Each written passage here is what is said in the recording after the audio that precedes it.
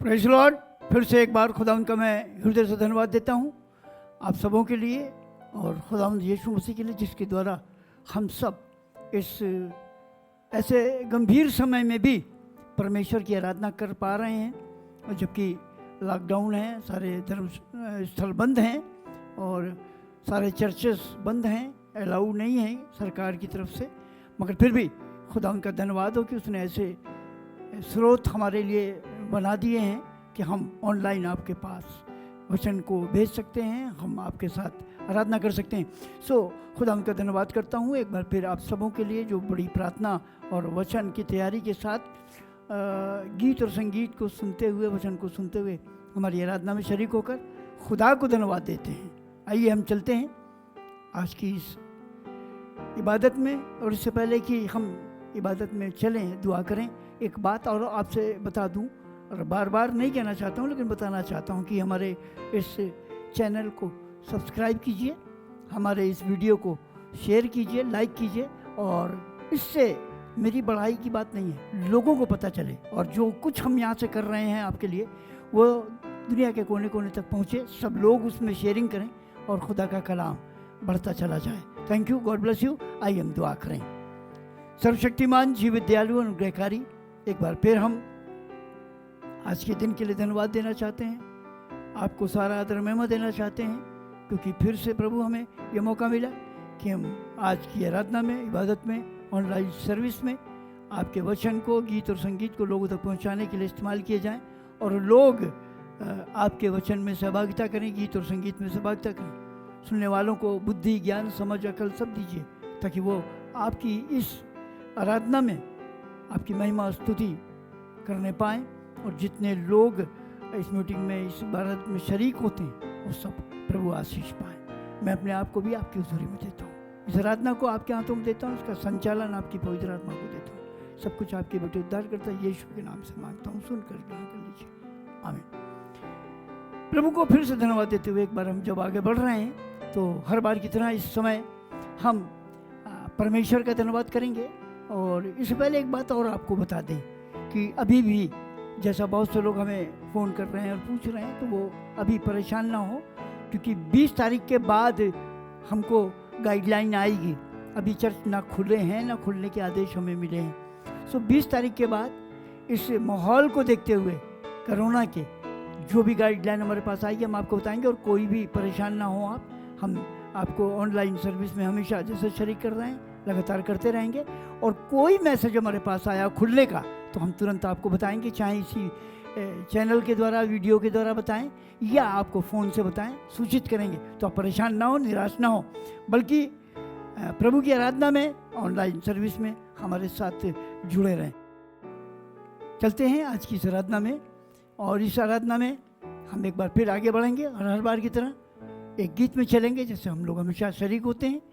और ये गीत मिसेस एस.एम. पैट्रिक आपके बीच में लाएंगी और हम सब उसमें शरीक होंगे।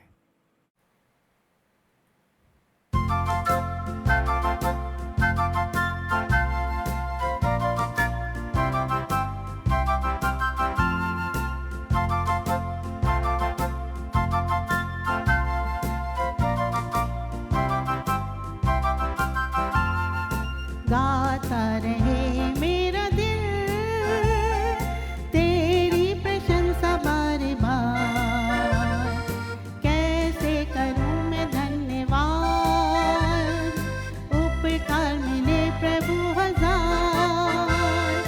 गाता रहे मेरा दिल तेरी प्रशंसा बार बार, कैसे करूं मैं धन्यवाद, उपकार मिले प्रभु हजार।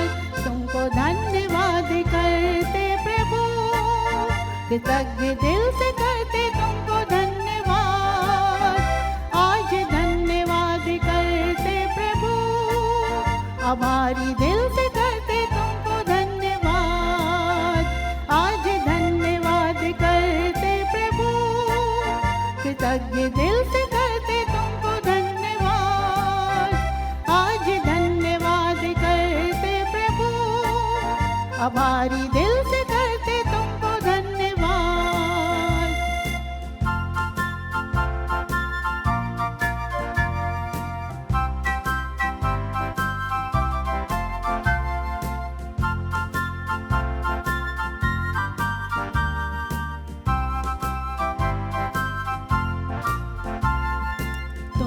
तुमसे मिली हर खुशी, तुमसे मिली है जिंदगी।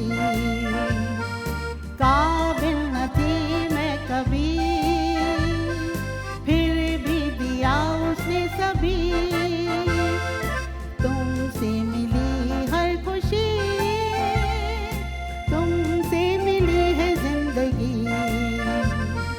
काबिल न थी मैं कभी, फिर भी दिया उसने सभी। तुमको धन्यवाद करते प्रभु, कृतज्ञ दिल से करते तुमको धन्यवाद। आज धन्यवाद करते प्रभु, आभारी दिल से करते तुमको धन्यवाद। तुमको धन्यवाद करते प्रभु, कृतज्ञ दिल से करते तुमको धन्यवाद। आज धन्यवाद करते प्रभु, आभारी दिल से करते तुमको धन्यवाद। आभारी दिल से करते तुमको धन्यवाद। आभारी दिल से करते तुमको धन्यवाद।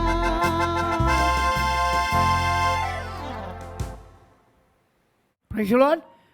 आराधना में चलते हैं, आगे बढ़ते हैं और वचन के लिए अपने आप को हम प्रभु के हवाले करना चाहते हैं। आइए हम सब मिलकर दुआ करें ताकि परमेश्वर के वचन को हम अधिकाई से आपके सामने रख पाएं। सर्वशक्तिमान जीवित दयालु प्रभु, एक बार फिर हम आपको धन्यवाद देना चाहते हैं आपके महान प्यार के लिए, आपके बड़े रहम फजल आशीष बरकतों के लिए। एक बार फिर खुदाउन, मैं अपने आप को शून्य करता, मुझे काटे छाटे शुद्ध करें, अपने लहू से धोकर हिम की मनी श्वेत करें। मेरी अपनी भाषा, मेरी अपने बोल, मेरी अपनी विचारधाराएं, मेरे अपने सोच सब मिटा डालें, बल्कि आपने जो वायदा किया है कि बोलने वाले तुम नहीं, तो प्रभु हम ना बोलें प्रभु, मैं वचन को ना फैलाऊं, बल्कि आपकी आत्मा मुझ में से होकर बोलने पाए और जो वचन आप मुझसे बताएं वही लोगों तक पहुंचाया जाए और वो इंस्पायरिंग मैसेज हो ताकि लोग छेदे जाएं, पापों का अंगीकार करें और इस वचन के द्वारा उनके हृदय प्रभु आप में कंप्लीट हीलिंग के साथ, कंप्लीट आत्मिक आशीषों के साथ आगे बढ़ने पाएं और वो स्वर्ग की मिरास को प्राप्त करें। ऐसे मैं दुआ करता हूँ। मैं अपने आप को भी खुदा आपके हवाले करता हूँ, इस मीटिंग आराधना को, इस वचन को और इस समय को आपके हवाले करता हूँ। आपकी आत्मा हम सबों की अगुवाई करे, सुनने वालों को बुद्धि और ज्ञान, समझने के लिए अक्ल ज़हन, और प्रभु जी विशेष रूप से ये प्रार्थना करता हूँ कि उनको एक्सेप्ट करने वाला दिन, ताकि वो एक कान से सुनकर दूसरे से निकाले नहीं बल्कि उस पर अमल करें। एक बार फिर खुदा सारा आदर में मैं आपको देते हुए सब कुछ आपके बेटे अपने उद्धार करता यीशु क्रिस्ट के नाम से मांगता हूँ, सुनकर ग्रहण कर लीजिए, आमीन। चलिए, प्रेज़ द लॉर्ड। और जैसे मैंने आपको बताया हर बार कि हमेशा की तरह हम समय से बंधे हुए हैं, समय के पाबंद हैं, क्योंकि प्रोग्राम हम ज़्यादा बड़ा नहीं कर सकते हैं। सो जितना जल्दी से जल्दी और ज़रूरी जो चीज़ें हैं हम आपके साथ उसे शेयर करते हैं। जो आयतें आपके साथ मैं पढ़ कर बांटना चाहता हूँ उसे मैं आपके सामने पढ़ता हूँ, आप ताकि उसमें शेयरिंग करें। और मेरी रिक्वेस्ट ये है कि सारे लोग अपने बाइबल को लेकर बैठा करें ताकि आप जो यहाँ से बताया जा रहा है पढ़ भी सकें, देख भी सकें, और जो ज़रूरी नहीं है उनको मैं वर्बली आपको बताऊँगा, क्योंकि आप सब कलाम के जानकार हैं। आज का विषय बहुत गंभीर विषय नहीं है, बहुत बड़ा विषय नहीं है और बहुत ही नया नहीं है।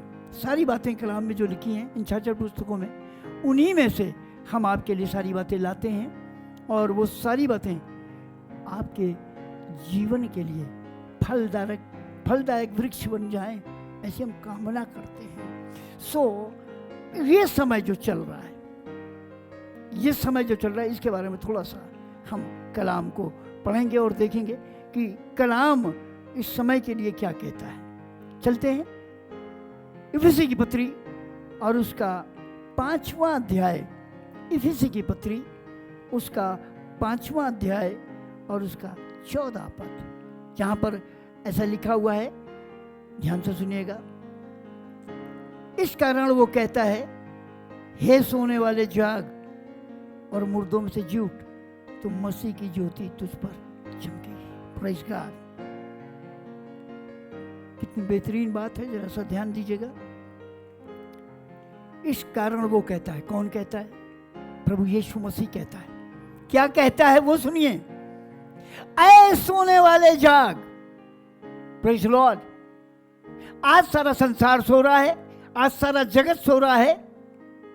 मुझे बड़ी खुशी हुई, मैंने आपको बताया ये कोरोना वायरस जो दुनिया में आया, ये हमें आशीष देने आया, मृत्यु देने नहीं आया। उसने कहा ये वचन, आए सोने वाले जाग। अभी तक हम सो रहे थे और जब कोरोना वायरस आया, तबाही मचने लगी, लोग मरने लगे, तो लोगों को ख्याल आया ताकि हम जो आत्मिक रीति से सो रहे हैं जाग जाएं, प्रार्थना में लग जाएं, दुआ में लग जाएं। हालेलुया। कोरोना वायरस ना आता, सारे संसार में लॉकडाउन नहीं होता, सारे संसार में फैक्ट्रियां बंद नहीं होती, काम बंद नहीं होते, लोगों को घर के अंदर रहने को ना कहा जाता, तो आज भी लोग जैसे पहले सो रहे थे सोते रहते। बेगैरत लोग, किसी को कोई परवाह नहीं कि आने वाला कल क्या होगा, हम क्या करेंगे। एक गीत हम गाते हैं, रुक के जरा तू सोच ले मरने के बाद होगा क्या। मिली जो तुझे नई जिंदगी, उससे तू प्रभु को देगा क्या। आज सोचने का विषय है। आज जो कोरोना वायरस आया वो हमारे लिए जागृति का पैगाम लाया, आज हमारे लिए दुआ का, फास्टिंग का टाइम लेकर आया। और शायद अगर खाली हिंदुस्तान में होता तो हम कहते वो रह गए, दूसरी कंट्री वाले कहते हमको तो नहीं मिला टाइम प्रभु, वहाँ तो मिला। लेकिन आज खुदा का इंतजाम देखिए, उसने टाइम को वेस्ट नहीं किया, पूरे संसार को मौका दिया। पूरे संसार में लॉकडाउन हुआ ताकि लोग अपने जीवन को प्रभु के सामने रख पाए। टाइम इतना बेहतरीन मिल गया कि अब हम नहीं कह सकते कि हमें टाइम नहीं मिला। फैक्ट्री भी नहीं जाना, कहीं नहीं जाना, दुआ करो, जागृत हो जाओ, अपनी आत्मा को जगाओ, अपने जीवन को जगाओ, प्रभु के लिए प्रार्थना में लग जाओ, घुटनों में लग जाओ। लेकिन आज आपको बताना चाहता हूं इसके बावजूद हो क्या रहा है और पहले भी क्या हुआ है, सुनेंगे तो अच्छा लगेगा। आज सोने वाले जाग, ये लाइन कही होती तो मैं मान लेता। आगे की लाइन क्या लिखी, और मुर्दों में से जी उठे, मुर्दों में से जी उठे। ये क्यों कहा, हम तो जिंदा है। अरे कौन सी बात है, हमको कहा जा रहा है अरे सोने वाले जाग, सोने वाला क्या मरा होता है। जी हाँ, आत्मिक रूप से इस कलाम को समझेंगे तो जो सो रहा है वो मृतक समान है। जो सो रहा है उसके बारे में भी आगे बताऊंगा, वो क्या प्राप्त करेगा। ऐसे सोने वाले जाग और मुर्दों में से जी उठ। ये दुनिया जहां पर पाप ने हमें मुर्दा कर दिया है, जहां मौत कब्जा कर रही है, जहां उसने हमें नींद का गलबा दे दिया है, दुनिया की बातों में हमें ऐसा उलझा दिया है कि हमें नींद, आंखें बंद हैं। आज उन्हीं को खुदा कह रहा है, सोने वाले जाग, मुर्दों में से झूठ। हमें झूठना है, हमें खड़ा होना है, प्रायश्चित करना है, पश्चाताप करना है, ताकि परमेश्वर की आशीष हमें मिले और हम जागृत हो जाएं। जागृत होना है। ऐसे सोने वाले जाग, मुर्दों में से जी उठ। आगे क्या लिखा है, कंडीशनल बात आगे लिखी है। एक बड़ी कंडीशन के साथ प्रभु बात कर रहा है इस वचन में। ऐसे सोने वाले जाग और मुर्दों में से जी उठ। आगे मालूम क्या लिखा है, तो देन, अगर तू जी उठेगा, अगर तू जागृत हो जाएगा, अगर तू जाग जाएगा, तो खुदा की ज्योति तुझ पर चमकेगी। हालेलुया। मैं तो अपनी भाषा में कहूंगा, थैंक यू कोरोना वायरस, तूने मुझे जागृत कर दिया कि मैं और ज्यादा अपने जीवन को तैयार करूं, जाग उठूं, आत्मिक रूप से प्रार्थना करूं। मैं अपने एडमिनिस्ट्रेशन का धन्यवाद करता हूं जिन्होंने घरों में लॉक करा के, हमें फैक्ट्री बंद करा के फुल टाइम देने की खुदा की मर्जी को पूरा कर दिया, ताकि हम अपनी कोठरियों को बंद करें, मत्ती 6 में लिखा है। और हम दुआ करें, जागृत हों, अपने जीवन को जागृत करें, अपने शरीर को जागृत करें। जो दुनियावी रीत से मर चुका है, जाग उठें ताकि खुदा का नूर हम पे चमके। और जिस समय खुदा का नूर हम पे चमकेगा, हमारा चेहरा जलवागर हो जाएगा, हम नूर हो जाएंगे जैसे मूसा नूर हो गया। हालेलुया। कलाम क्या कह रहा है, उसे सुनने की जरूरत है, उसे समझने की जरूरत है। ज़बूर 34:5 कहता है, जिन्होंने उस पर नजर की उनके चेहरे प्रकाशमान हो गए, खुदा का नूर चमका। अगर आप जाग उठें तो आप जब जाग उठेंगे, अगर मैं यहाँ आपके सामने कर कोई आदमी सो रहा है और मैं उसके पास जाके खड़ा हो जाऊं, तो क्या वो मुझे देखेगा? नो। जो सो रहा है वो सोता रहेगा, वो नहीं देखेगा। अगर अचानक से मैं उस पर हमला कर दूं तो वो अचानक से घायल हो जाएगा और मैं अपनी मर्जी उसके जीवन में पूरी कर लूंगा, मार डालूंगा या काट डालूंगा या हाथ पैर तोड़ दूंगा या जो भी मेरे को करना है, क्योंकि वो सो रहा है। ऐसे ही अचानक शैतान जब हम सोते रहते हैं तो हमलावर होता है, हमको मारने की कोशिश करता है, हमारे जीवन को समाप्त करने की कोशिश करता है, हमारी आत्मिक जो जीवन है उसको मार डालता है। कलाम कह रहा है, जिन्होंने उस पर नजर की उनके चेहरे प्रकाशमान सबके नहीं हुए। जो सो रहा है वो कभी नहीं देख पाएगा, उसका चेहरा प्रकाशमान नहीं होगा। अगर आप जाग जाएंगे और खुदा की तरफ ताकेंगे तो प्रकाशमान हो जाएंगे। Hallelujah, praise the Lord. ऐसा लिखा है, तो मसीह की ज्योति तुझ पर चमकेगी। आज समझने की जरूरत है। कलाम क्या कहता है? 2 कुरिन्थी 13:5 में, अपने आप को जांचो परखो कि विश्वास में हो कि नहीं। जांचते रहिए, अपने जीवन को प्रताड़ित करते रहिए। पौलुस कहता है, मैं अपने आप को मारता और कूटता हूं और सताता हूं ताकि मैं फूल न जाऊं, ताकि मैं सो न जाऊं, ताकि मैं दुनिया में न फिर जाऊं, ताकि मैं सुस्त न हो जाऊं। Praise God. दुख उठाइए, उपवास फास्टिंग प्रेयर करिए, जागृत रहना है तो, ताकि आप भूखे आदमी को देखिए, कभी नींद ही नहीं आएगी उसे। भूखे आदमी को नींद आती है? नहीं आती है। और जहां पेट भरा, खाना खाइए दोपहर में, मैं नहीं खाता क्योंकि नींद आती, ना दुआ कर सकते ना बाइबल पढ़ सकते। रात में भी जब मैं दुआ करता हूँ चर्च में, देर देर रात तक करता हूँ, खाना खा के नहीं आता। जहां खाना खाया सोने लगेंगे। और शैतान यही चाहता है। अगर आप अपने जीवन को प्रताड़ित करेंगे, खाना नहीं खाएंगे, तो आप मर नहीं जाएंगे, आप मर नहीं जाएंगे। लेकिन भूख लगेगी तो नींद नहीं आएगी, तो मन भी लगेगा प्रार्थना करने में, दुआ करने में, बाइबल पढ़ने में। प्रताड़ित करिए अपने आप को। लग्जरी जीवन की ख्वाहिश मत करिए, सांसारिक जीवन की ख्वाहिश मत करिए। प्रभु के साथ उसके दुखों को देखते हुए आगे बढ़िए। Praise God. मैं खुदा का धन्यवाद करता हूं। अगर आप सो गए, क्यों अलर्ट कर रहा है खुदा? अगर आप सो गए होगा क्या? चलिए बता देता हूं क्या होगा। मत्ती की इंजील उसका 25 अध्याय, मत्ती की इंजील उसका 25 अध्याय और उसके 5 पद से मैं पढ़ता हूं, सुनिए।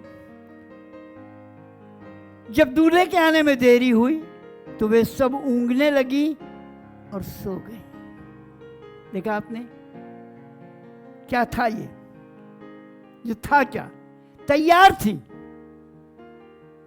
मशालें ठीक ठाक करके लाई थी। दूल्हा आ रहा है, दूल्हे की तैयारी है, लेकिन हमें नहीं मालूम। कलाम कहता है, मत्ती की इंजील के 24 अध्याय के 36 पद को पढ़ेंगे तो लिखा है, उस दिन और उस घड़ी के विषय में कोई नहीं जानता, पुत्र भी नहीं जानता कि वो कब आएगा। कोई नहीं जानता। उस दिन उस घड़ी के विषय में कोई नहीं जानता। और इसलिए जब यहां पर लिखा है मत्ती में, वो तैयारी कर रही थी, तो अगर वो जागृत रहती, जगती रहती, तो समय में कुछ होता। लेकिन यहाँ क्या लिखा है? जब दूल्हे के आने में देर हुई, जैसा आज, अरे वो दूसरे पत्रस में लिखा है, अरे वो बाप दादों से सुनते चले आ रहे हैं, आ रहा है, कहाँ आ रहा है? जब से संसार बना सब कुछ ऐसा ही है। और वो जानबूझकर भूल गए हैं। खुदा के सामने 1000 दिन, 1000 साल बराबर एक दिन, और एक दिन बराबर 1000, 2 दिन भी नहीं हुए। आज हम तैयारी में नहीं हैं, इसलिए इस तरह की बात करते हैं। यदि हम जागृत रहें, यदि हम अपने आप को प्रताड़ित करें, घुटनों में बने रहें, तो दुआ करते रहें, तो शक्ति को मिले प्राप्त करेंगे, और दूल्हा आएगा और हमें जागृत पाएगा। कलाम बताते हैं अभी आगे लिखा है, जब दूल्हे के आने में देर हुई तो वे सब ऊँघने लगी और सो गई। आधी रात को धूम मच्ची की, देखो दूल्हा आ रहा है, उससे भेंट करने के लिए चलो। तब वे सब कुंवारियाँ उठकर अपनी मशाला ठीक करने लगी, और मूर्खों ने समझदारों से कहा, अपने तेल में से कुछ हमें भी दो, क्योंकि हमारी मशालें बुझी जाती हैं। ये समय नहीं है कि बहुत इसके ऊपर विषय में हम आपको लंबी बात बताएं। ये तेल जो है ये पवित्र आत्मा है, और जब हमारी जिंदगी में तेल नहीं है, जब हमारी जिंदगी के अंदर पवित्र आत्मा नहीं है, तो हम जागृत नहीं रहेंगे, हम होशियार नहीं रहेंगे, प्रार्थना करते नहीं रहेंगे, दूल्हा के इंतजार में हम आसमान की तरफ ताकते नहीं रहेंगे। और ये लिखा, दूल्हा के आने में देर हो गई, दूल्हा आ गया, अब मशाले ठीक करने लगी, और मूर्खों ने समझदार से कहा, अपने तेल में से कुछ हमें दे दो। आज मौका है, तेल ले लीजिए, भर लीजिए और मशाले तैयार कर लीजिए। नहीं, अभी तो सोएंगे, अभी तो नींद आ रही, सो जा रहे हैं, फिर देखेंगे। और जब दूल्हा आ जाएगा तब तेल नहीं मिलेगा। पादी साहब को पकड़ो, चलो दुआ करें, वो अभिषेक मिल जाए, हम परमेश्वर के राज में चले जाएंगे। यही से यीशु मसीह को खुदा कहेगा, जाओ, विदिन नो टाइम। जैसे ही वो नीचे चलेगा, सारा चैप्टर क्लोज हो जाएगा। फिर कोई रिपेंटेंस नहीं होगी, कोई कन्विक्शन नहीं होगा, कोई उद्धार का काम नहीं होगा, कोई पश्चाताप का मौका नहीं होगा, सब बंद हो जाएगा। ऐसा लिखा है। आज सोने वाले जाग, मूर्तों में से जी उठ। कितने अफसोस की बात होगी, कितने दुख की बात हुई। और ऐसा लिखा है, अगर हम उसको आगे तक पढ़ें, आप सबने पढ़ा है, मकसद की बात हम बता रहे हैं कि उनमें से 5 चली गई, 5 रह गई। जिन्होंने मशाले तैयार करी थी, लेकिन अपनी सुस्ती और लापरवाही और सोने में तेल को गंवा बैठी, नहीं ले पाए। मैं खुदा का जितना भी धन्यवाद करूं। और आपको बताऊं, ऐसा नहीं है वो 5 कुंवारियों के बारे में नहीं, मैं अपने खादिमों के बारे में बताता हूं। चलते हैं इसी के 26 अध्याय में, उसके 38 पद को हम पढ़ के आपको सुनाना चाहेंगे। सुनिए, तब उसने, बल्कि मैं 36 से पढ़े दे रहा हूं, 38 मेन है, लेकिन 36 से पढ़ रहा हूं ताकि पूरा मैटर समझ में आए। तब यीशु अपने चेलों के साथ गेत्सेमनी नाम के स्थान में आया और अपने चेलों से कहने लगा, यहीं बैठे रहना जब तक कि मैं वहां जाकर प्रार्थना करूं। आमीन, हालेलुया। जब तक दूल्हा ना जाए, जब तक के लिए हमसे कह रहा है यहीं रहना, दुआ करते रहना, जागते रहना। हुआ क्या, आगे सुनिए। और वह पतरस जब्दी के दोनों पुत्रों को साथ ले गया और उदास होकर व्याकुल होने लगा। तब उसने उनसे कहा, मेरा जी बहुत उदास है, यहाँ तक कि मेरे प्राण निकला चाहते हैं। तुम यहीं ठहरो और मेरे साथ जागते रहो। हालेलुया। उसे उनकी मदद की जरूरत नहीं थी कि मैं सो जाऊंगा, मुझे झंझोड़ना, मैं सोने लगूं तो या पानी की बोतल से पानी डालना, मुझे हिलाते रहना। नो, मेरे साथ दुआ करना। मैं व्याकुल हूं, आपको बार बार बताना पड़ता है। कभी कभी खुदा के खादिमों को जरूरत पड़ती है। जैसे डैनियल ने कहा, जब राजा ने इतनी बड़ी बात कही, फल भी बता, ख्वाब भी बता और उसका फल भी बता। तो उसने कहा, ठीक है बताऊंगा। और उसने अपने साथियों से कहा, आज रात तुम मेरे साथ दुआ करो और हम मिलकर खुदा से दुआ करेंगे कि वो अपने आशीष को मेरे जीवन में उंडेले और ये भेद मुझ पर खोल दे ताकि सब बचाए जाए। हालेलुया। यीशु कह रहा है, सुनिए। और वह पतरस और जब्दी के दोनों पुत्रों को साथ ले गया और उदास और व्याकुल होने लगा। 38 पद। तब उसने उनसे कहा, मेरा जी बहुत उदास है, यहाँ तक कि मेरे प्राण निकला चाहते हैं। तुम यहीं ठहरो और मेरे साथ जागते रहो। फिर वह थोड़ा और आगे बढ़कर मुंह के बल गिरा और यह प्रार्थना करने लगा कि हे मेरे पिता, यदि हो सके तो ये कटोरा मुझसे टल जाए। तो अभी जैसा मैं चाहता हूँ वैसा नहीं, परंतु जैसा तू चाहता है वैसा ही हो। फिर चेलों के पास आकर उन्हें सोता पाया और पतरस से कहा, जब यीशु ने चेलों के पास आकर उन्हें सोता पाया तो पतरस से कहा, क्या तुम मेरे साथ एक घड़ी भी ना जाग सके? क्या तुम मेरे साथ एक घड़ी भी न जाग सके? आज हमारी जिंदगी क्या है? आए सोने वाले जागो मुर्दों में से जिस तो खुदा का नूर चमकेगा। आज खुदा नूर चमकाना चाह रहा है और हम एक घड़ी भी जाग नहीं रहे। यीशु के साथ होने का दावा है, यीशु के साथ गथमनी के पहाड़ पर है। यीशु हमको बड़ा जिम्मेदार समझकर, यीशु हमें बड़ा प्रार्थना वाला समझकर, यीशु हमें अपना साथी समझकर अपने सपोर्ट में दुआ करने के लिए कि मेरे साथ दुआ करोगे तो हियाव मिलेगा, ताकत मिलेगी। आज हम सो गए। खुदा के खादिम होने के बाद, खुदा की उस बड़ी आशीष को पाने के बाद भी आज हम सो रहे हैं। सोता पाया।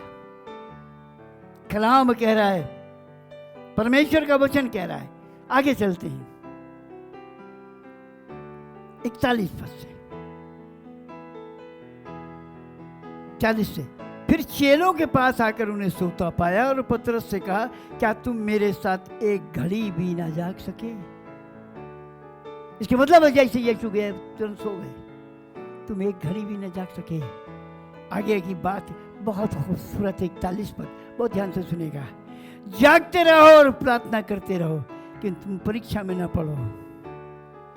जागते रहो और प्रार्थना करते रहो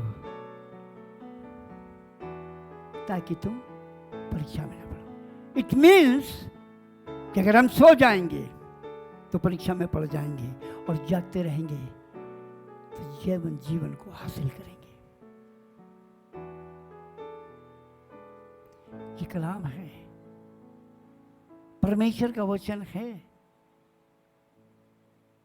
अगर आप जागते रहेंगे तो परीक्षा में नहीं पड़ेंगे। लेकिन खुदा फिर भी थोड़ी सी हमारे लिए संपत्ति रखते हुए एक शब्द कहता है, लिख रहा है, आत्मा तो तैयार है परंतु शरीर दुर्बल है।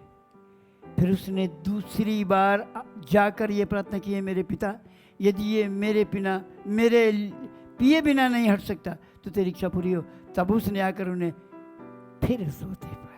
बार बार खुदा का कलाम आप तक पहुंच रहा, बार बार मुख्तलिफ जुबानों से पहुंच रहा, बार बार अलग अलग भाषणों से पहुंच रहा, अलग अलग माध्यमों से पहुंच रहा है, बड़े बड़े पासवानों की जुबानी पहुंच रहा है, अलग अलग तरीकों से पहुंच रहा है। फिर भी बार बार आप सो जाते हैं। कह रहा है, तब उसने आकर उन्हें फिर सोता पाया, क्योंकि उनकी आंखें नींद से भरी थी। क्यों? क्योंकि हमें प्रैक्टिस नहीं है, हमें प्रैक्टिस नहीं है दुआ करने की, उसके सन्मुख ठहरने की। मैं बड़ाई के तौर पे नहीं कह रहा हूं, लेकिन जब मैंने खुदा को नजदीकी से जाना 50 साल पहले, तो मैंने खुदा से दुआ करी, मैं चाहता हूं कि तुझसे आशीष पाऊं। वचन को मुझ पे खोल, अपनी आशीषों से लबरेज कर, अपने दान वरदानों से भर। तो मैं दुआ करता था, नहीं कर पाता था। जब दुआ करने लगता था, थोड़ी देर अच्छी दुआ होती थी, उसके बाद नींद आने लगती थी और ऐसा लगता था कि सब कुछ शून्य हो गया, खाली हो गया, और दिल में ये आता था, बस हो गई दुआ, अब तुम क्या करोगे, उठ जाओ, अब नहीं होगी दुआ। लगता था खालीपन, सब कुछ चला गया, दुआ का जोश खत्म, आत्मा का काम खत्म। लेकिन बाद में परमेश्वर ने कहा, तू लगा रहे, दुआ करता रहे, करता रहे, करता रहे, 10 मिनट, 15 मिनट, 20 मिनट, 25 मिनट, और उसके बाद फिर से आत्मा का जोश और शक्ति आती थी, और फिर से दुआ में हियाव मिलता था, और फिर से आत्मा में भर कर दुआ। फिर 2, 3, 4 घंटे कैसे गुजरते थे नहीं मालूम। जब वचन को सीखने पे चला, नींद आया करती थी।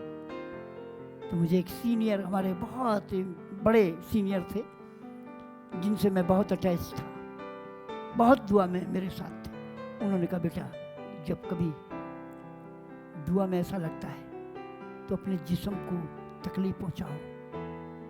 नींद ऐसे नहीं भागेगी, पानी डालोगे थोड़ी देर बाद फिर आएगी।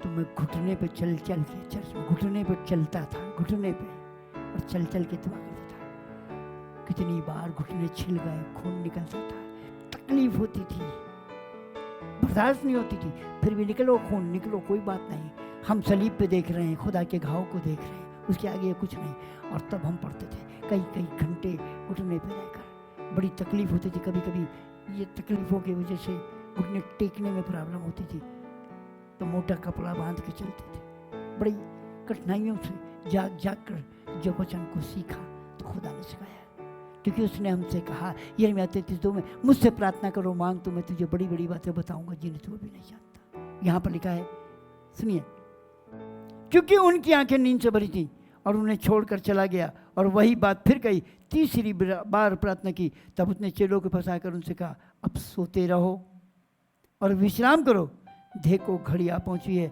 और मनुष्य का पुत्र पापियों के हाथ पकड़वाया जाता। उठो चले, देखो मेरा पकड़वाने वाला निकट आ गया। अब सोते रहो, बार बार जगा रहा है, बार बार आपसे बातें कर रहा है और कह रहा है सोने वाले जाग, मुर्दों में से झूठ, हम सो जा रहे हैं। अब कह रहा बार आखिर में कहता है अब सोते रहो और विश्राम करो, देखो घड़ी आ गई। एक हमारे बुजुर्ग अंकल थे, आप सब जानते हो उन्हें, भाई टूनी पॉल साहब, और एक गीत गाया करते थे। मैं बहुत छोटा था उनके साथ, इस गीत को उनके साथ गाया करता था और बहुत सुनता था, लोगों ने भी बहुत सीखा। आधी रात आएगी दूल्हा आ जाएगा, आधी रात आएगी दूल्हा आ जाएगा। आज जिन्हें प्रैक्टिस हो गई है आधी रात जागने की, वो दूल्हा का इंतजार करेंगे। हालेलुया। कलाम को अगर आप पढ़ रहे हैं तो चलते हैं, एक और जगह आपको ले चलते हैं, खुदा के खादिम से मिलवाते हैं आपको। देखिए उसकी भी जिंदगी के बारे में थोड़ा सा गौर फरमाइए।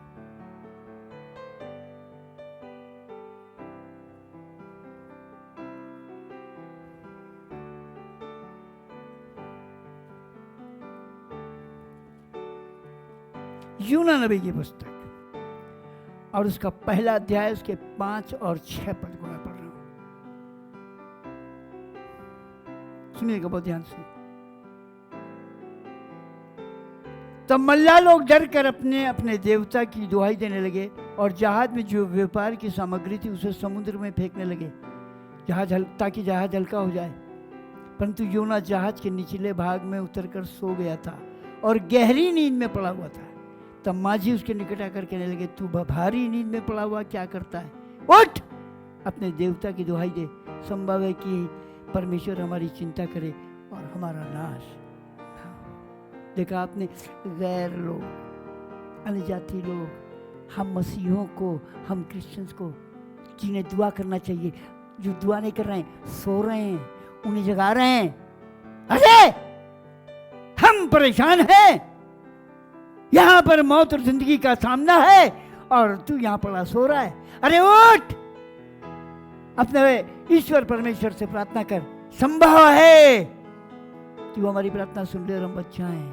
आज बहुत से लोग आपकी ओर देख रहे हैं, आज बहुत से लोग आपकी ओर देख रहे हैं, आपके जीवन से यीशु को देख रहे हैं, आज आपके अंदर क्या है वो देख रहे हैं।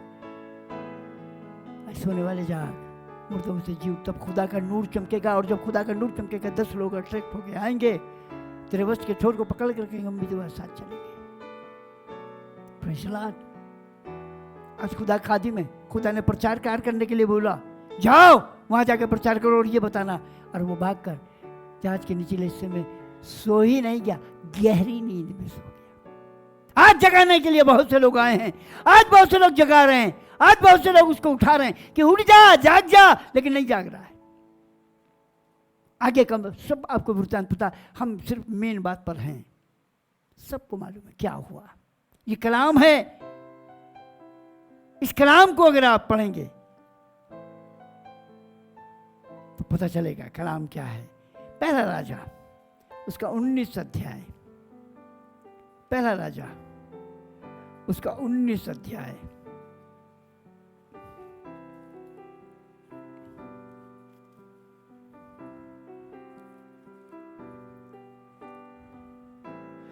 पांच, 6 और 7 पद बहुत ध्यान से सुनिएगा।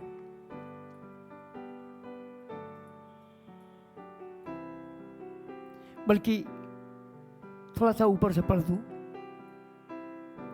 ये देख, 3 आयत से पढ़ रहा हूं। ये देख, एलिय्याह अपना प्राण लेकर भागा और यहूदा के बेरशेबा को पहुंचकर अपने सेवक को वहीं छोड़ दिया और आप जंगल में एक दिन के मार्ग में जाकर एक झाऊ के पेड़ की तले बैठ गया। वहां उसने ये कहकर अपनी मृत्यु मांगी कि यह बस है, अब मेरा प्राण ले ले, क्योंकि मैं अपने पुरखाओं से अच्छा नहीं हूं। आगे सुनिए 5 पद से। वो झाऊ के पेड़ तले लेटकर सो गया। मुझे बात समझ में नहीं आ रही है। अभी मौत मांग रहा है, डर के मारे भागा है, थका हुआ है, दुआ नहीं कर रहा है, प्रार्थना नहीं कर रहा है, झाऊ के पेड़ के नीचे जाके सो गया, जाग नहीं रहा है, दुआ नहीं कर रहा है। खुदावन तू इतना महान परमेश्वर, मैं तेरा दास हूं और तेरे इतने बड़े बड़े काम तूने मुझसे कराए और आज मैं निराश हो गया, मुझे हियाव दे, हियाव बान, दृढ़ हो जा, मत डर, यहोशू के द्वारा खुदा कह रहा है। और ये झाऊ के पेड़ के नीचे सो गया। आप सुनिए,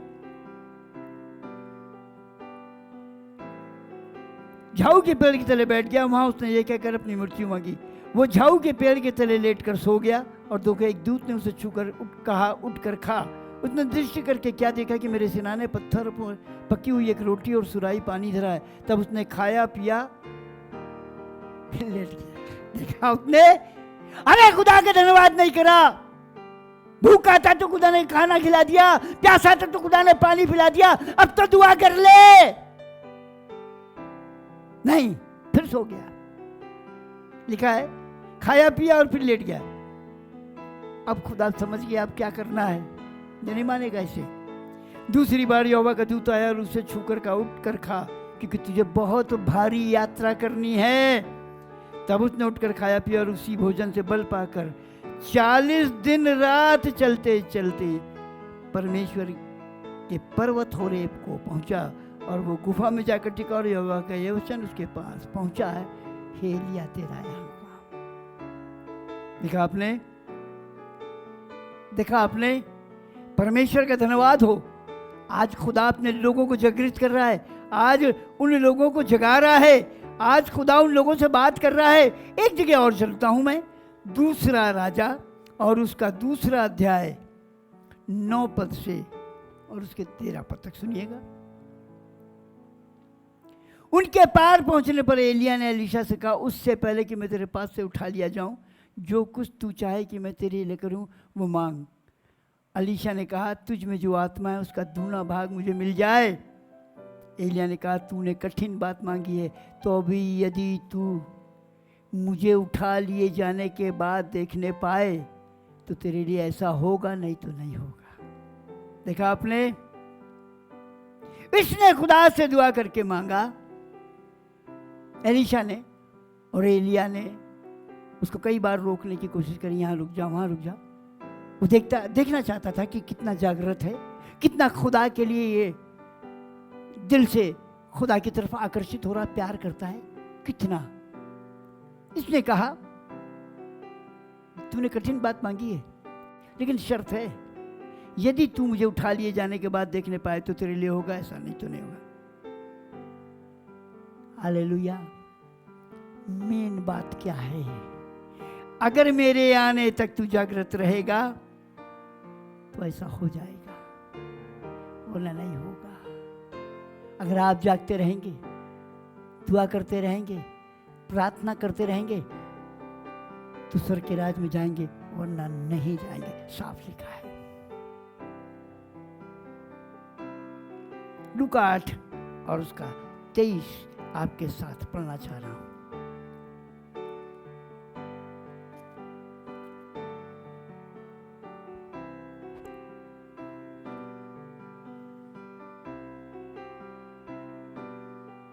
पर जब नाव चल रही थी तो वो सो गया, यीशु मसीह सो गया। और झील पर आंधी आई और नाव पानी से भरने लगी और वे जोखिम में थे। और यीशु मसीह सो नहीं रहा था, जागृत था। वो इसलिए लेटा हुआ था कि देखें ये क्या करते हैं, ये कितने जागृत हैं, ये कितनी दुआ करते हैं, जो इनको मैंने सामर्थ्य दी उसका कितना इस्तेमाल करते हैं, आंधी पानी के साथ में ये लड़ते हैं कि नहीं, ये दुआ करके डांटते हैं कि नहीं। वो लेटा हुआ था। आखिर क्या कह रहे हैं, तब उन्होंने पास आकर उसे जगाया और कहा, स्वामी स्वामी, हम नाश हुए जाते हैं। यह है विश्वास, स्वामी साथ में है, इस दुनिया का क्रिएटर साथ में है। यीशु मसीह डूब जाएगा, नाव डूब जाएगी जिसमें वो बैठा है। कह रहे हम तो नाश हुए जाते हैं। तब उसने उठकर आंधी और पानी को, लहरों को डांटा, वो थम गए और चैन हो गया। तब उसने उनसे कहा, तुम्हारा विश्वास कहाँ था? और वो डर गए और अचंभित होकर आपस में कहने लगे, ये कौन है जो आंधी और पानी को भी आज्ञा देता है और वे उसकी मानते हैं। देखा आपने, आज जागृत होने का समय। मैं इसलिए चिल्ला रहा हूं, मैं इसलिए गला फाड़ रहा हूं कि आप जागृत हो जाएं, क्योंकि खुदा किसी गुनहगार की मौत से खुश नहीं। वो चाहता है कि सबकी तौबा तक नौबत पहुंचे, और आज जाग जाएंगे तो हमेशा की जिंदगी के वारिस हो जाएंगे। मत्ती की इंजील उसका 24 अध्याय, मत्ती की इंजील उसका 24 अध्याय और उसका 42 पद मैं आपके साथ पढ़ूंगा। सुनिएगा बहुत ध्यान से, सुनिएगा बहुत ध्यान से, बल्कि मैं थोड़ा सा ऊपर से पढ़ देता हूं।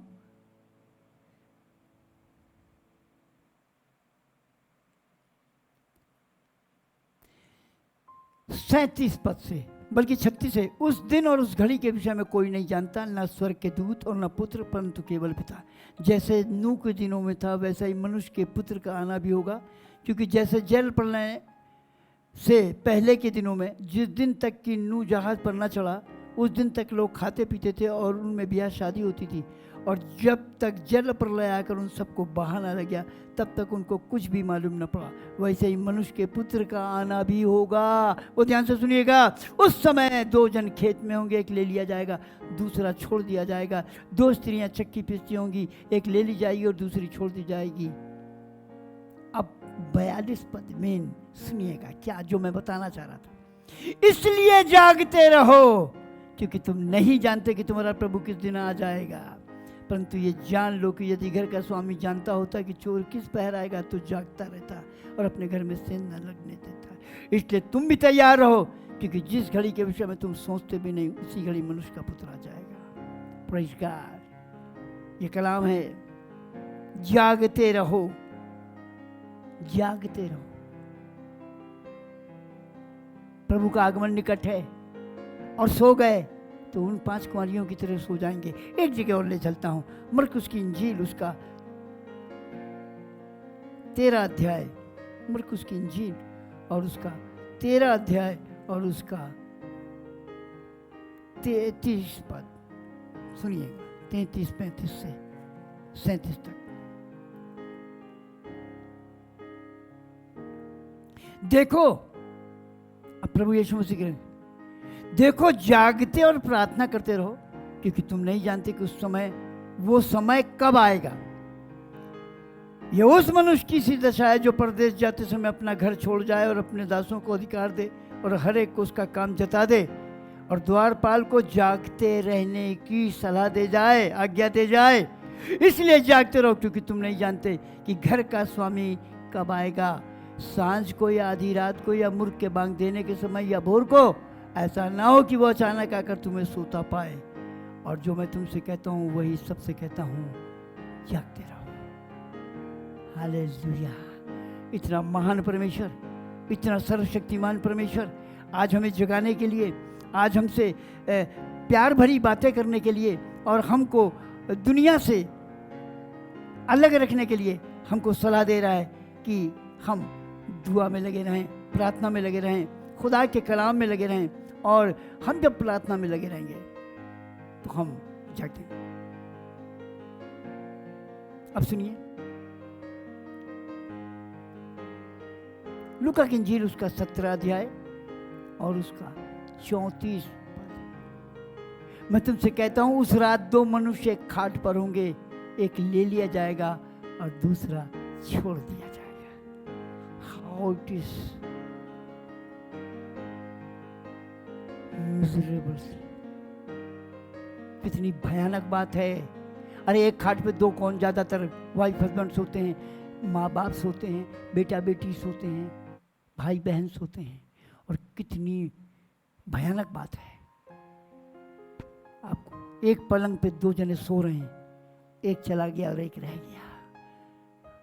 आज मुझे बड़े अफसोस के साथ कहना पड़ता है, जागते रहो, दुआ करते रहो, और प्रभु की तरह अपने शागिर्दों को जो सो गए जगाते रहो। उस दिन 2 खाट पर होंगे, एक ले लिया जाएगा, 2 चक्की पीस होंगे, ले लिया जाएगा। 2 घर में होंगे दुआ करने वाले, एक सो जाएगा और एक जाग रहा है। क्या फायदा होगा? हमारी सारी मेहनतों पे पानी फिर जाएगा। एक आयत और आपके साथ बांटता हूँ और उसके बाद आगे जाऊँगा। रोमी की पत्री उसका 13 अध्याय, रोमी की पत्री उसका 13 अध्याय, अब 11 पद से सुनिएगा। बहुत प्यारी बात लिखी है। और समय को पहचान कर ऐसा ही करो, इसलिए कि अब तुम्हारे लिए नींद से जाग उठने की घड़ी आ पहुंची है। क्योंकि जिस समय हमने विश्वास किया था उस समय के विचार से अब हमारा उद्धार निकट है।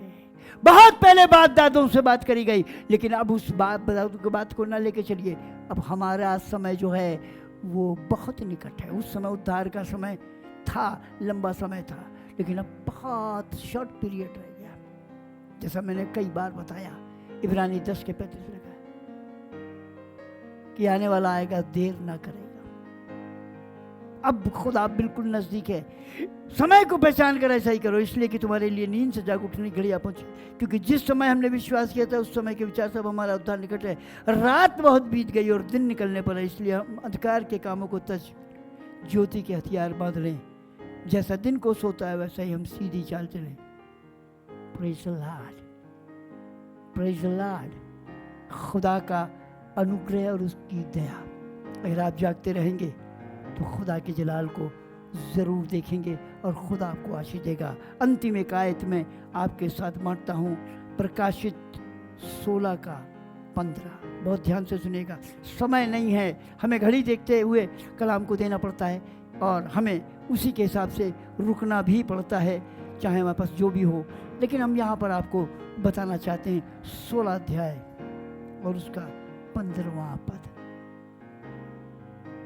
देख मैं चोर की नाई आता हूँ, धन्य वो है जो जागता रहता है और अपने वस्त्र की चौकसी करता है कि नंगा ना फिरे और लोग उसका नंगापन ना देखें।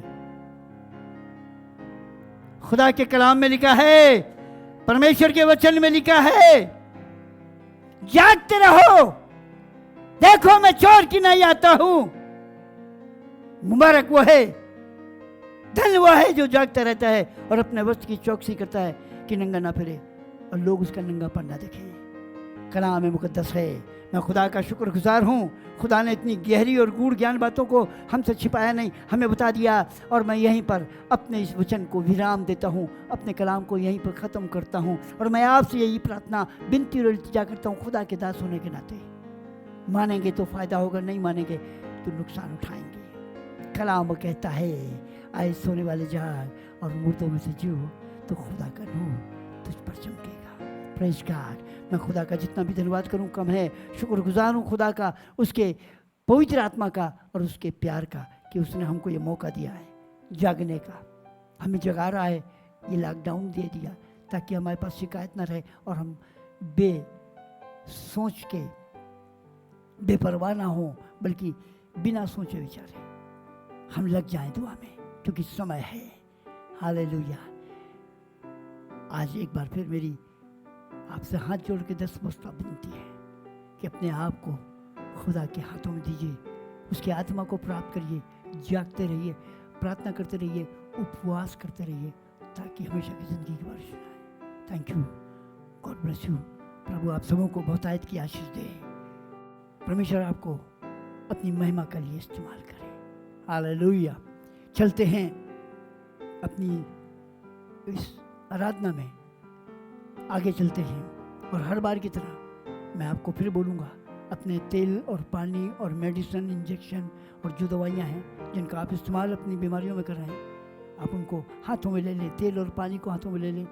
और मैं उसके लिए दुआ करूँगा कि खुदा उस तेल और पानी और मेडिसिन, इंजेक्शन, दवाइयों को ब्लेस करे, ताकि वो आपकी ज़िंदगी में चंगाई बन जाए। हालेलुया। उसके बाद कोरोना वायरस के लिए, उसके बाद बीमारों के लिए, और उसके बाद दुष्ट आत्माओं के लिए, और उसके बाद आत्मिक कमज़ोरों के लिए दुआ की जाएगी। इससे पहले कि हम ये दुआ करें, अपने आप को तैयार करने के लिए हम सब तैयारी की ज़रूरत है, हम तैयारी की हमको, और ताकि हम दुआ में मजबूत हों, तो हम एक गीत में चलेंगे। इससे पहले कि हम प्रार्थना में जाएं, गीत में चलेंगे, और ये गीत भाई जेबेस पैट्रिक के द्वारा गाया जाएगा।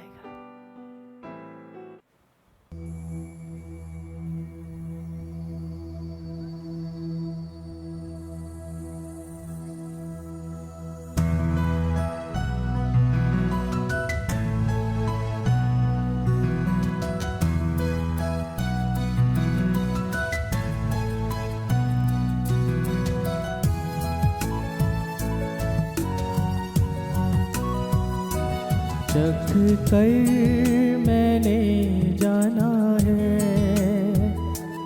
यहोवा है कैसा भला।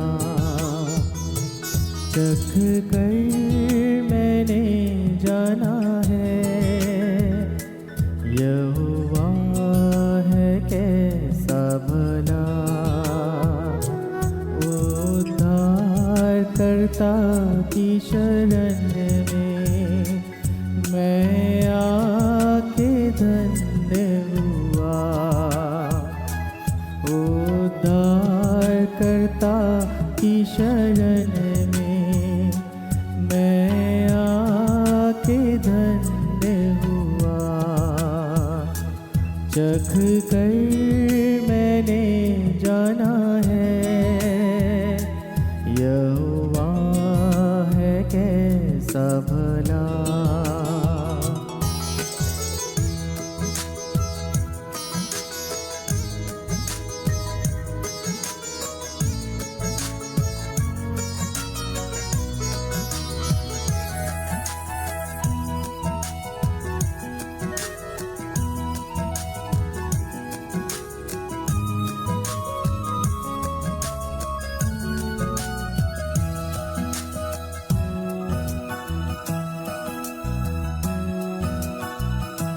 जीवन भर मैं तेरी स्तुति सदा करूँगा।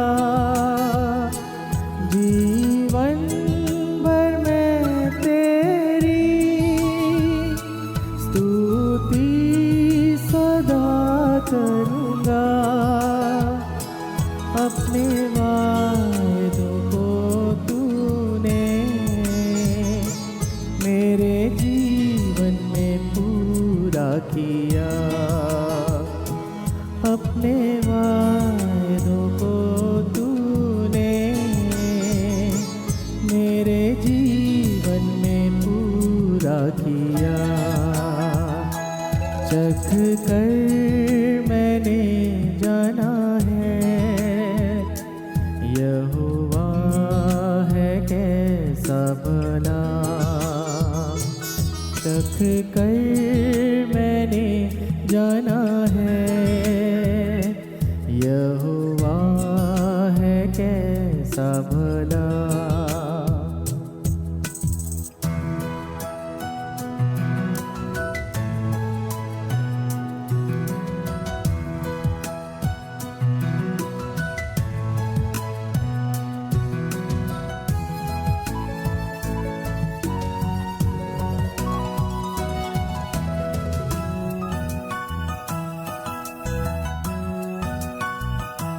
प्रतिकूल परिस्थिति में सामर्थ मैंने तेरी देखी।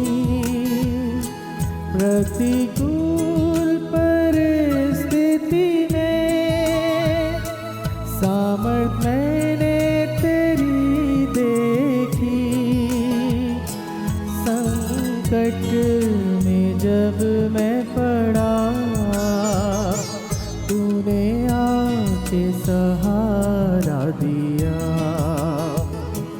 संकट में जब मैं पड़ा तूने आके सहारा दिया। चख कर मैंने जाना है यहोवा है कैसा भला। चख कर मैंने जाना है यहोवा है कैसा भला। उद्धारकर्ता की शरण में मैं आके धन्य हुआ। उद्धारकर्ता की शरण में मैं आके धन्य हुआ। चख कर मैंने जाना है यहोवा भला, चख कर मैंने जाना है, यहोवा है कैसा भला।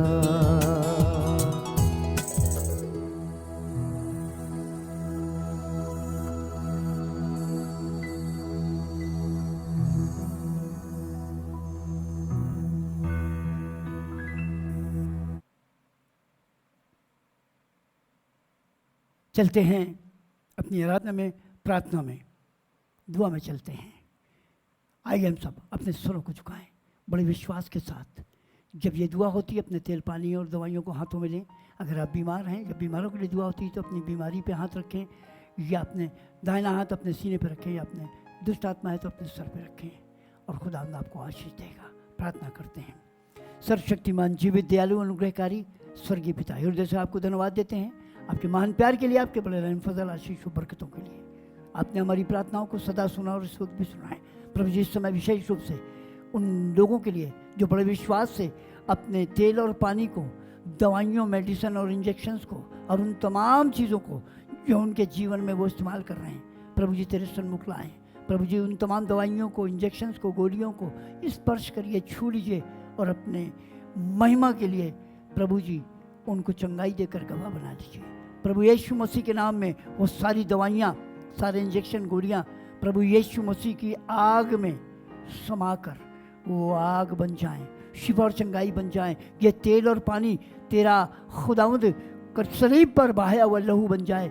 इसमें अपनी आग भर दे, अपनी सामर्थ, अपनी शिफा और चंगाई और अपना पवित्र आत्मा डेल, ताकि जहाँ भी छिड़का जाए, पिलाया जाए, लगाया जाए, तेरी सामर्थ दिखाई दे, तेरा भुजबल प्रकट हो और तेरे नाम की प्रशंसा और महिमा होने पाए। Bless this oil and water and medicine and injection Lord in Jesus name. प्रभु जी इस समय कोरोना वायरस के लिए दुआ करता हूँ, जो इस समय पूरे संसार में, पूरी दुनिया में फैल गया है। पूरे संसार में प्रभु जी लोगों को बर्बाद कर रहा है, मार रहा है, बीमार कर रहा है। प्रभु जी हमारी तुझसे प्रार्थना है, इस कोरोना वायरस की बीमारी से उन तमाम लोगों को जो तेरी ओर निहार रहे हैं, जिनके चेहरे तेरी ओर लगे हैं कुमक पाने के लिए, उनको खुदा उनको चंगाई दे, छू ले प्रभु, और उन्हें कामिल शिफा चंगाई दे। जो भी हो, किसी जाति से हो, किसी भाषा से हो, अगर वो तेरी ओर देख रहा हो, तुझसे कह रहा प्रभु मुझे बचा और इस कोरोना से मुझे छुड़ा, तो प्रभु जी उसकी सुन लेना और उसे छू कर कामिल चंगाई देना। जैसे सुलेमान ने तुझसे ये मांगा था कि यदि कोई दीन होकर तुझसे प्रार्थना करे तो सुन लेना, यदि तेरे भवन की तरफ मुंह करके प्रार्थना करे तो सुन लेना। आज मैं भी यही कहना चाहता हूँ, यदि कोई दीन होकर या तेरी ओर मुंह करके प्रार्थना करे और मांगे तो उसे चंगाई दे देना। इस कोरोना वायरस से हर एक को बचाना, हमारे देश को, और फाइनेंशियल प्रॉब्लम जो सारे जगत में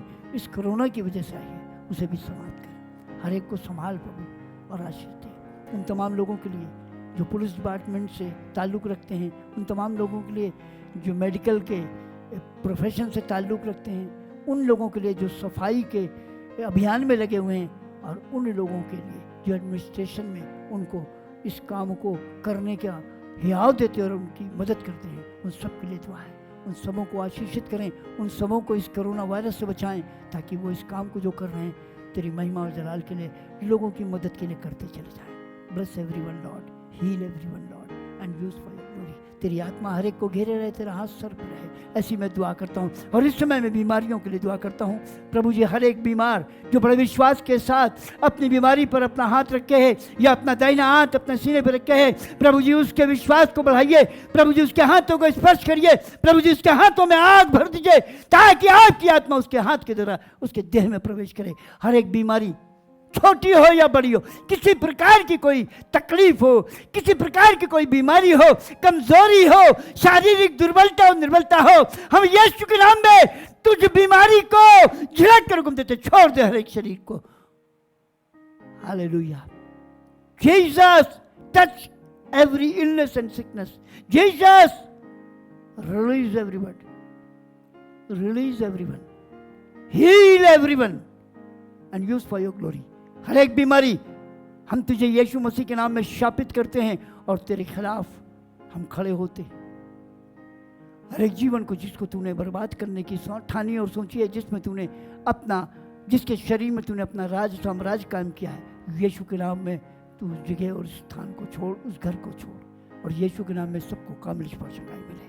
ऐसी मैं दुआ करता हूँ प्रभु जी। उन लोगों के लिए दुआ करता हूँ जो जादू, गंडे, जिन, भूत, प्रेत, पिशाच की शक्ति से ग्रसित है प्रभु जी, उनको भी मैं तेरे हाथों में सौंपता हूँ। Holi spirit, touch everyone, Jesus touch everyone, hallelujah. खुदावंद खुदावन, तेरी आग को मैं उनकी देहों में चाहता हूँ प्रवेश करे, तेरी आग उनमें समा जाए, तेरी सामर्थ उन पर ठहर जाए, तेरा पवित्र आत्मा उनको चंगा करे, और वो शैतान हर एक जगह को, हर एक स्थान को, हर एक घर को, और उन लोगों को जिनमें उसने कब्जा किया है, यीशु के नाम में मैं डांटता, झिड़कता, शापित करके हुक्म देता हूँ, छोड़ दे उन तमाम शरीरों को जहाँ तूने निवास किया, जिन घरों में निवास किया, खाली कर दे।